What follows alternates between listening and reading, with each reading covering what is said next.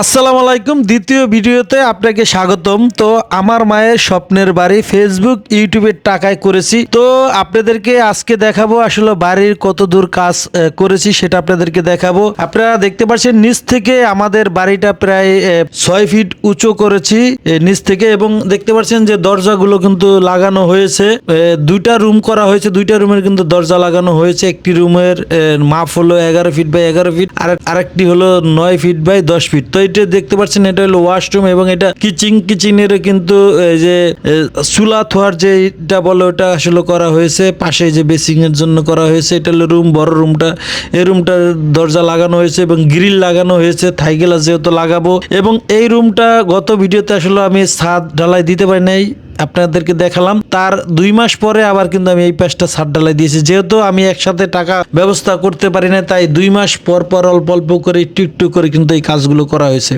তো আপনাদেরকে আমি ছাদে নিয়ে যাচ্ছি, যে ছাদে মূলত আমাদের জায়গা এখানে মাত্র 2% জায়গা, সেখানে ভিতরে অর্ধেকের ভিতরে আমরা 2টা রুম এবং একটি কিচেন, একটি টয়লেট করতেছি। তো এটা হলো বড় রুমটা, এই যে দেখতে পাচ্ছেন এই পাশটা, এবং এই পাশে হলো যে ছোট রুম 9 ফিট বাই 10 ফিট, এবং মাঝখানে এইগুলো আপনার কিচেন এবং টয়লেট। তো ওই পাশে আরো জায়গা আছে, সেখানে একইভাবে হবে, মাঝখানে সিঁড়ি হলে 2 পাশে এইভাবেই হবে। তো আপনাদেরকে দেখালাম, যে দেখানোর চেষ্টা করতেছি যে এইভাবে করে মূলত আমাদের ফেসবুক ইউটিউবের টাকায় আসলে এটা করা হয়েছে। জমিটা আমি নিজে কিনে নাই, সেটা আমার বাবা আসলে দীর্ঘদিন আগে এটা কিনে রেখেছে, প্রায় 8-10 বছর আগে সে কিনেছে তার টাকার এটা।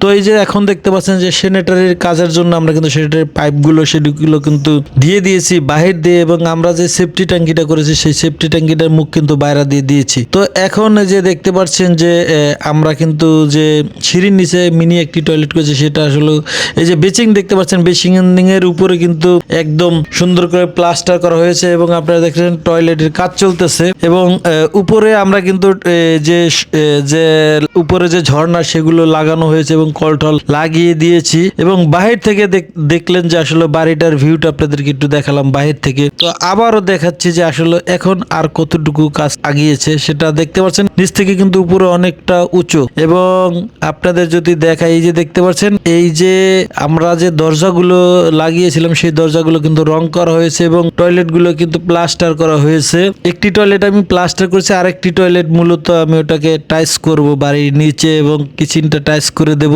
রুমগুলো টাইস করব, এই জন্য এইভাবে রেখেছি।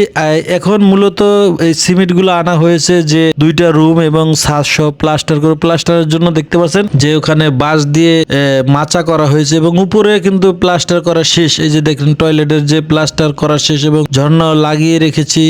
যেহেতু একসাথে পারছি না, এই জন্য আস্তে আস্তে করছে, এবং বেসিনও লাগানো হয়েছে, বেসিনের কল লাগানো হয়েছে। আপাতত তারা এটা দিয়ে কাজ করতেছে। এই যে চুলো বসানো হয়েছে বেসিংয়ে, এবং এই কারেন্টের কাজও মোটামুটি হয়ে গেছে। তো এই যে ছাদ দেখতে পাচ্ছেন, এই ছাদ মূলত প্লাস্টার করা হবে, রুমগুলো প্লাস্টার করা হবে আস্তে আস্তে করে করতেছে। তো আমরা একটু ছাদে যাব, আবার একটু দেখাবো যে ছাদ থেকে আসলে আপনাদের ভিউটা কেমন দেখা যায়। এবং আমি প্রতিনিয়ত 2 মাস পর পর একটু একটু করে আসলে কাজ করে থাকি। মূলত কি করব, সংসারের বড় ছেলে হলে যা হয় আর কি, কিছু করার নাই, এভাবেই করতে হবে। তো এই হলো অবস্থা। তো আপনাদেরকে দেখালাম যে স্যানিটারি কাজ শেষ, উপরে টাঙ্কি বসানো কমপ্লিট, এবং এই পাশটা দেখতে পাচ্ছেন এখানেই বাকি ছিল একটা রুম, সেটাও করে ফেলেছি। তো এখন কিন্তু মোটামুটি যত দিন যাচ্ছে বাড়ির ভিউ কিন্তু সুন্দর লাগতেছে। এখন বাহির থেকে দেখতে পাচ্ছেন যে ভিতরে প্লাস্টার করা কমপ্লিট হয়েছে, বাহির থেকে ভিউটা দেখেন কত সুন্দর দেখাচ্ছে। এইটা হলো মাঝখানে সিঁড়ি, ওই পাশটা ওই যে দেখতে পাচ্ছেন টিনের ঘর, ওই পাশে ওইরকম হবে 2 রুম, মাঝখানে টয়লেট এবং কিচেন রুম। এখন দেখেন বাইরের অর্ধেক কিন্তু প্লাস্টার হয়ে গেছে। মূলত বাকি ভিডিওটি আমি করিনি। তো সবাই যদি ভালো লাগে তাহলে অবশ্যই একটু শেয়ার করে দেবেন।